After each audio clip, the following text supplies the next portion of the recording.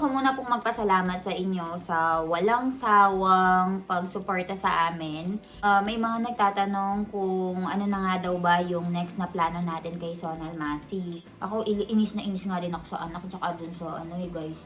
Hope, grabing daughter-in-law naman ni Sonal Masi, di man lang naawa. Ay naku, gigil nga din ako.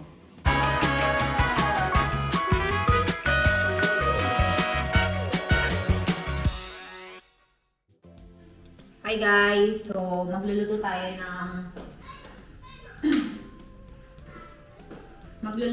ng spaghetti for my baby Ivan kasi medyo mapili nga siya sa pagkain and gusto niya, iba-iba nga yung tinatry niya.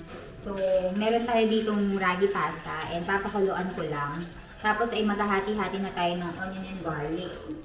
So, ito yung ragi pasta natin. I don't know if you can see. So, isa siyang pasta, especially for the kids, kasi mas healthy daw siya kumpara dun sa mga gawa sa ibang flour. Parang meron gano'n na sinabi yung binan ko.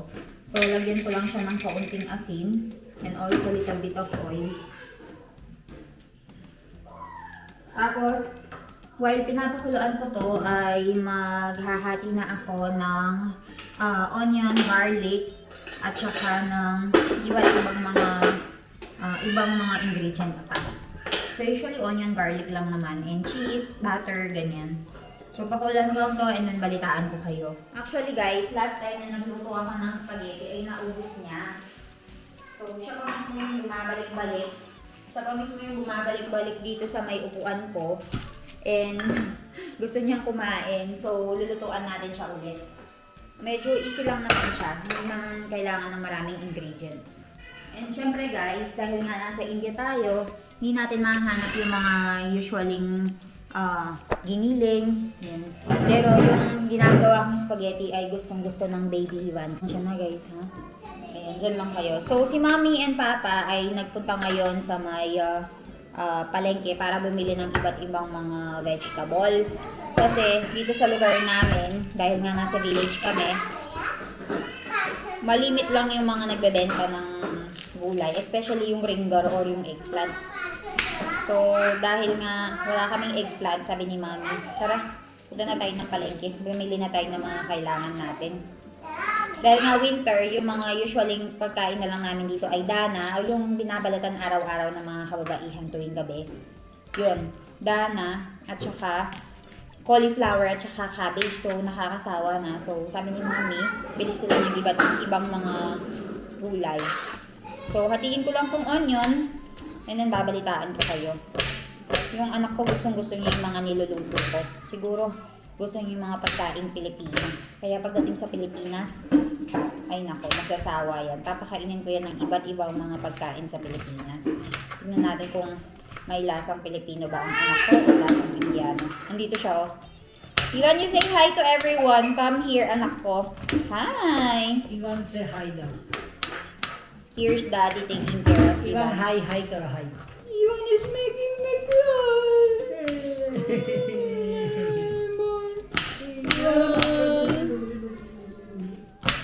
So, ayan. Guys, balitaan ko kayo. Tapusin ko lang itong ginagawa ko. Lay, ano eh. Here, give. Here, left. Salam. Ini-istorbo ako ni Baby Ivan, guys. Nagluluto ako dito. And meron isang batang makulit dito na nakikipaglaro sa kanya. Isa din siya sa inaalala ko dahil nakamasaktan. So, nagluluto ako ngayon. Nagluluto na ako ngayon, guys. Hindi ko alam kung nakikita nyo ba yung niluluto ko. Pero, ito yung pagkain na gustong-gusto ng anak ko. Hindi ako makapaghintay na ipatry sa kanya yung Jollibee. Ito. Hinihintay ko lang si Mami guys para makakain na kami. Meron tayo ditong onion and garlic. Maglagay lang tayo ng onion and garlic, pampalasa. And since alam niyo naman wala akong ditong mga pampalasa na galing sa Pilipinas, ginagamit ko lang yung meron ako. So ayun nga, onion and garlic na. Tapos, lalagyan ko lang yan ng paminta, ng sugar, tsaka yung tomato sauce ito. Pasta and pizza sauce. Ito yung ginagamit ko. Masarap naman siya. Medyo manamis-namis dahil nga may asukal. So, ayan. Lutuin ko lang to guys. Balitaan ko kayo later pagkatapos. La. La.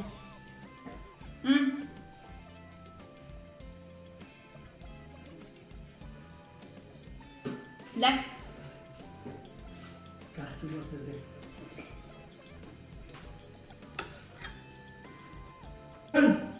Bom, masta fine siya. क्यों लगा हाँ Fine, fine. Fine fine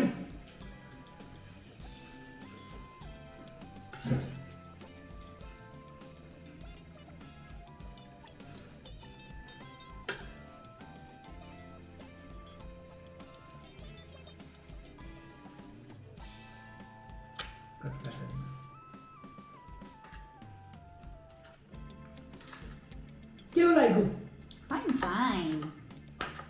बहुत मस्त लगा जिला Hmm? मस्त लगा Sama ba ya? Daddy. Nagkain na kay. Bas. Dalam ka to bas. Fine, fine. Ay, Iwan Navarro. Sorry, Iwan Navarro.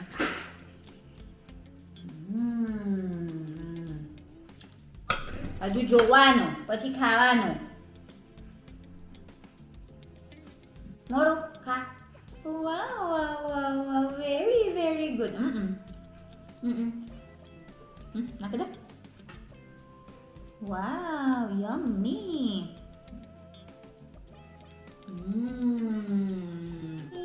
I like it, mommy. Yummy. I like it, mommy.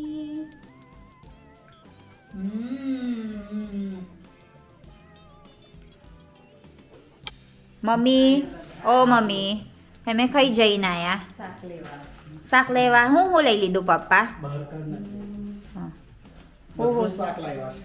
Huhu che. રીંગણ, બટાકા, હા, હા. ભાજી, મેથીની ધાણા, ભાજી. કોબીજ, પાલકની ભાજી આ પાલકની ભાજી. Metin baji, palak ni baji. ભીંડા આ ભીંડા. Ho. At labada? ગાજર મરચાં Oh, at labada? મરચાં. રીંગણ રીંગણ Kilo karcho kayo tame at labada? Sak che? રૂપિયાનું શાક 500 rupiah no sak. તારે ટામેટાને capsicum Guys, 500 rupees worth of vegetables. Ayan lahat ang mabibili mo sa 500 rupees worth of vegetables, guys. So, meron tayong beet. Kilo ભીંડા 1 kilo of ringer or eggplant, 1 kilo of ladyfinger, 500 grams of beet, 500 grams of carrots, 1 kilo of cabbage, and this બટાકા one, 3 કિલો 3 kilos of potato. Grabe, ang dami mong mabibili sa halagang 500 rupees or 350 pesos sa India, guys. And on top of that, meron ding 1 kg of tomato, bell pepper ketla, capsicum, 500 grams of capsicum. Meron tayong baji dito. Diba? Meron tayong coriander leaves. May ringer. Sobrang daming mabibili sa halagang 350 pesos. And dahil si Baby Ivan ay mahilig nga sa apple, guys. So, itong apple na ito ay nagkakahalaga ng 100 rupees or nasa 25 rupees kada isa. So, nasa 75 pesos ang apat. So, mahal ba siya or mura sa palagay nyo? Guys, so dumating na yung mga parcel ko and papa-open natin kay Milan yung mga parcel na dumating. Kasi usually I'm the one opening the parcel. And this time, Milan don't know. Usually, Milan don't know what I'm buying online. Pero ngayon, opening the parcel. Guys, so dumating yung mga parcel ko but Milan don't know what I ordered. So instead of me doing the unboxing and opening, I'll ask Milan to open it for me. So ayan, tingnan natin yung mga magiging reaction niya. This is your first time, right? Actually, Milan, there's still 3 more coming. Open it. There's still 3 more coming, but I was like, if I have to return something, I have to open it. Right? If it doesn't fit on me. Pant should I open Open it.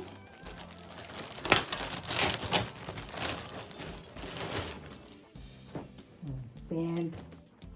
Same. And then again Different pants. color. Don't you have enough clothes already? No, I don't have. I don't shop a lot. You don't shop a lot. You do shop a lot. No, I don't shop a lot. Even the delivery boy, they already know. The most parcel come in our village is village. They already know where to send the parcel. Pants. Again pants. I think most of the parcel that arrive are pants. Pants again. Mm. Just different shades. Different color. What else? I think everything is pants, no? Pants again. It's This one is ruined. not. You already have so many different color of pants. Pants again. Pants talaga. What else?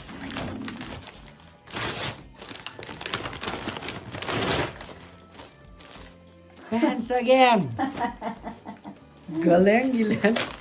You have so many clothes. Everything Visit pants. ka. Calvin Klein! Come? Why? How much did you buy these pants? I don't know. I forgot. How much this one specifically? You have to check the tag. 10,000? It's on discount. How much? 8,000. That's not discount, that's just a selling point. It's good quality Visit naman. Kailan. It's same like pants.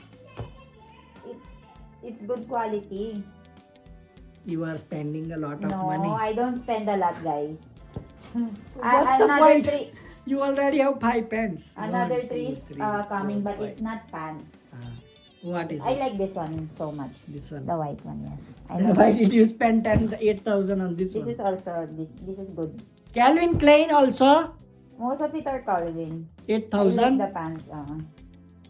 Those are Gap, I think. I don't know. You have to check. Gap. I think 3. Gap. Gap. 3 There's Gap and 2 Calvin Klein. There's another one coming, Calvin. This is cheap, look. This is not costly. This one is good. That 5,000. 5,000. Usually, guys, I only order clothes of Milan online. But this time, I went for shopping galore. There's another 3 coming. But at least I will try it. So I know. Actually, I'm waiting for the other 3. But ayoko kasing mag-wait because what if I have to return this? So I have to return and then there will be 15 days of diba, returning period. Yes. So I was like, okay, let's open it right now. How was it? I'm very I'm very thrifty. Everything is good I have to check but first. costly. Because it's good quality naman. I will go and try, guys. I'll update you later. Guys, so ayan, nandito ako ngayon sa room and gusto kong sagutin yung mga questions nyo regarding kay Sonal Masi. Pero before that, gusto ko muna pong magpasalamat sa inyo sa walang sawang pagsuporta sa amin. And may mga nagtatanong kung ano na nga daw ba yung next na plano natin kay Sonal Masi. So, nasabi ko na po sa video na lahat ng kikitain ng video na ginawa ko for Sonal Masi ay mapupunta po lahat yun sa kanya. And dadagdagan ko po on my part, sa part namin ni Milan, kaming dalawa, dadagdagan po namin yon and papagawan po natin siya ng bahay. Kaya gagawin ko po yung best ko, sobrang kayod ko po. Magtatrabaho po ako ng bongga, mag-upload ng mga videos para yung paggawa ng bahay po ni Sonal Masi ay maipon ko po and mapagawan po natin siya ng bahay. So, ayun. Ang dami pong mga nag-comment, ang daming mga sumuporta. So, maraming salamat po. Meron din po akong nakita mga messages na gusto nga pong magbigay ng kaunting tulong kay Sonal Masi. So, yung kung saan po kayo pwedeng mag-send ng pera, nakalagay po sa baba. So, lahat po ng pera na yon ay hindi ko po papakialaman yun. Ibibigay ko po kay Sonal Masi. And siya po yung bahala kung ano po yung gusto niyang bilhin doon. Pero gaya nga po ng sabi ko, Ako po yung magpapagawa ng bahay niya. Gastos ko po yun. Gastos po namin mag-asawa. So, ayun po. So, maraming na-curious. Meron din palang nagsabi na wag ko daw ibigay ng cash yung pera ni Sonal Masi. Yes po, hindi ko nadala na po ako kasi last time binigay kong cash, walang nangyari. Kasi ang expect ko, sila yung may bahay, sila yung nakakaintindihan kung ano ba yung gusto nila sa bahay. But this time, we will make sure na hindi na po natin ibibigay ng cash yung pera and ako na mismo ang magiging hands-on. And everyday, update ko po kayo kung ano yung mga kaganapan doon sa bahay na ipapagawa natin. So, nasa planning stage na po tayo. So, I will be asking some questions mula sa inyo. So, from Ate Regine. Ate, ask ko lang po, ba't po sila sa labas natutulog? So, sa labas po sila natutulog, guys, gawa ng... Actually, ngayong winter season, ay sa loob po sila natutulog. Dahil kapag sa labas po sila natulog ng winter season, ay sobrang malamig po. Pero kapag summer season, sobrang mainit naman sa bahay nila. So, sa labas sila natutulog kapag summer. Sa winter and rainy season, sa loob sila. So, talagang kailangan nating ayusin yung bahay ni Sonal Masi para may maganda silang tulugan. Ibang sahod po ba yung sa bahay at sa farm? Sabi ni Miss Ana. Yes po, iba po yun. At saka kung wari, meron kaming pinagawa na ibang work kay Sonal Masi na hindi sakop ng trabaho niya dito sa bahay. Iba po yung sahod niya. Pero, ayun nga lang, gaya nga ng sabi ko, hindi pwede naming dagdagan ng alam ng lahat. Kaya ako, pasimple kong dinadagdagan yung sweldo ni Sonal Masi para hindi magkaroon ng issue sa presyo ng pagpapasweldo sa society kasi baka malaman ng ibang mga nagkakasambahay sa ibang bahay, baka mag-request sila. So, ayun siya. Curious lang po ako, yung caste system ba, panghabang buhay na status na? If ever ang babae ay belong sa lower caste tapos nakapag-aral or nagtapos ng kurso at nagustuhan ng lalaki na hindi lower caste, papayagan ba? Or di kaya lower caste ka pero nakapag-asawa ka ng foreigner or a fam, forever ka pa rin bang lower caste? Yes po. Ganon po siya. Base sa pagkakaintindi ko, correct me if I'm wrong, sobrang controversial dito yung pag-aasawa ng ibang caste and yung society mo ay parang itatakwil ka, ganon. So, habang buhay po yung caste mo, kung pinanganak kang lower caste pa rin yung tingin sa'yo. Parang ganun siya. Pero, yung status ng buhay, wala naman yun eh. Kung mayaman ka, tapos merong mayaman na lower caste, merong mga mahirap na upper caste. Parang ganun siya.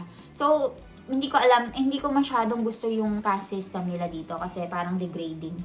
Pag-usapan natin yan next time, guys. Pero kahit na nag-asawa ka ng foreigner, nag-asawa kang yung caste mo ay tataksay yan habang buhay. Parang ganun siya. Daming question. Magkaiba po yung sahod sa bahay at saka sahod sa mother-in-law mo, sabi ni Mas. It's meeping. Opo, magkaiba. So, kinumpile ko talaga, guys, para masagot ko ng buo. Paano pag umulan daw, kapag umuulan, ay biglang umulan daw habang natutulog sila sa labas? Eh, di papasok po sila sa loob, guys. Ganun po siya. So, maliit na bahay nila. Ako, inis na inis nga din ako sa anak, tsaka dun sa guys. You can bring Sonal Masi in the Philippines, so she will see more life out there, sabi niya. Actually, guys, before tinanong ko na si Sonal Masi kung gusto ba niyang sumama sa Philippines, ayaw niya. Tsaka wala siyang passport, tsaka mahirap dito. Mahirap ditong ilabas si Sonal Masi. Ang daming documentations. Tapos may immigration question pa, paano siya sasagot, diba? Mahirap. Na-try ko na yan. Meron din bang matabang tao dyan? Kasi pure vegetarian sila. Tapos ang kinakain lang nilang rice ay carbo. Opo, may mga matataba din dito. Bakit napuwento dito yung kwento na to sa kay Sonal Masi?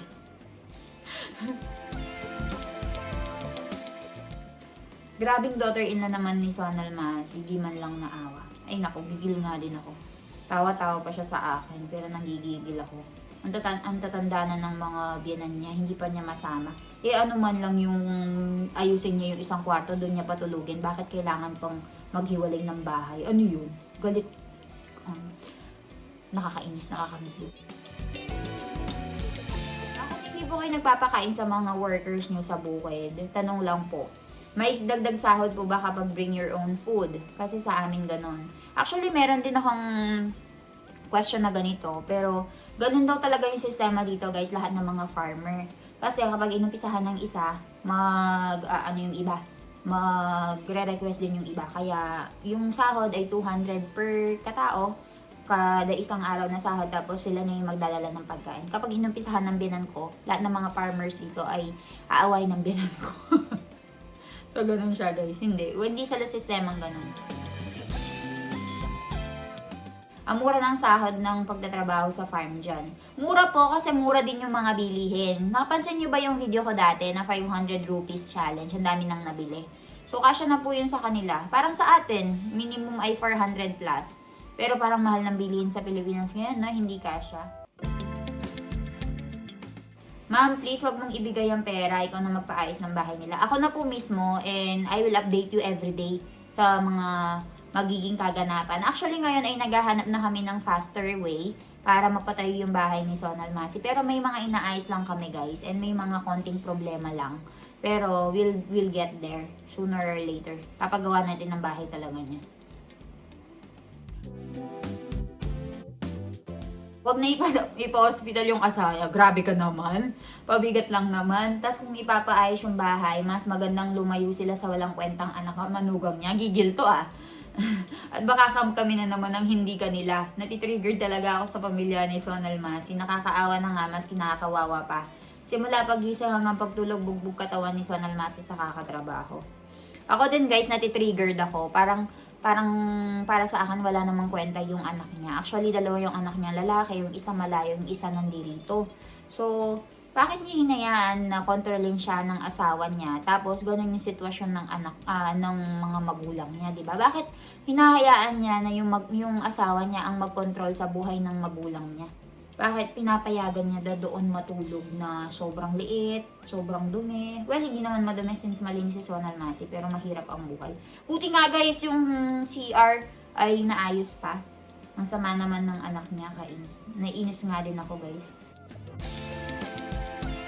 Huwag niyo ipaayos yung tirahan niya, baka kasi kami doon ulit, visit. Actually, hindi na siguro kasi kakausapin ni Milan kung ano yung mangyayari. Pero syempre, depende pa rin yung kina Sonal Masi. Pero sa part namin, tinulungan namin sila. So, bahala na sila noon kung ano yung gagawin nila. Kasi last time, tinulungan namin sila. Bahala sila sa ginawa nilang pera. But this time, tutulungan namin ulit sila. Second chance. Ayun, papagawa na natin yung bahay. Mali ni Elaine, nandyan na siya, di pa niya sinapak, asawa ni Sonal Masi. Diyos ko, aalis para sa trabaho, babalik para sa trabaho ulit. Don't skip ad, guys. Opo, don't skip ads. Oo. Ay, nako. Ang daming issue ng asawa ni Sonal Masi, guys. Ako din eh, naiinis ako sa kanya. Parang walang awa sa asawa. Good vibes lang tayo. Bakit hindi i-divorce ni Sonal Masi asawa niya? Eh, hindi na po uso sa kanila. Hindi na nga sila nakakakain ng 3 beses sa isang araw. Minsan isang beses na nga lang sila nakakakain. Magbabayad pa sila ng pang-divorce. So, ayun, inaayaan na lang ni Sonal Masi. Tsaka nakakahiya yun para sa society nila. Kasi iba yung society nila, iba yung society namin kapag hiniwalay. So, pag-uusapan pa sila kay tanda-tanda na. Parang ganun. Sobrang kakabalan naman ng manugang niyang babae at anak niya para palayasin sa bahay si Sonal Masi. So, ayun, galit na galit din si ate dito. Question lang, ma'am. Mas makakatipid po ba yung farm owner sa paglilinis? Or kapag spray? Actually, sa totoo niyan, guys, mas makakatipid ang brother-in-law ko sa spray. Pero, dahil nga kailangan ng kabuhayan ng mga tao dito, kahit na medyo mapamahal na siya, basta mapakain niya yung mga workers, ay may pangtawid gutom. So, ayun po. Kahit papaano ay na pinipili niya pa rin kahit medyo mahal ng konti yung magpatrabaho. God bless you, Elaine and Milan. In fairness, malinis siya kahit ganyan ang bahay niya. Opo, malinis magtrabaho si Sonal Masi, guys. Kahit, sabi nga nila, hindi porket mahirap ka, marumi ka na. Dapat, kung mahirap ka, dapat kahit papaano malinis ka. Parang may narinig akong ganung kasabihan. Bakit sobrang baba ng pasweldo ng farmer? Hindi ba pwedeng taasan ng konti? Ayun guys, yun yung nasabi ko na hindi pwedeng taasan kasi baka magalit naman sila sa binan ko. So, ayun, ako, nagbibigay ako ng konting tulong sa mga tao dito na hindi alam ng iba kasi baka mag-request sila. So, ayun, at saka dito guys, kapag nagbigay ka ng isa, baka dumagsa sila dito sa bahay namin. And alam nyo na, endayo tayo guys, foreigner tayo dito, so dapat mag-iingat tayo. Kaya pasimple lang ako nag-aabot. Kahit sa nagluluto sa bahay namin, pasimple ako nag-aabot. Aabutan ko din sila ngayong Christmas. Give love on Christmas Day, sabi nga nila. So, ayun. Kung mayroon kayong mga questions, sabihan nyo lang ako, sasagutin natin yan sa baba. And also, tomorrow, i-reveal natin kung magkano ang nakuha nating sweldo or magkano ang nakuha natin na bayad doon sa video ni Sonal Masi. So, ayan, balitaan ko kayo guys.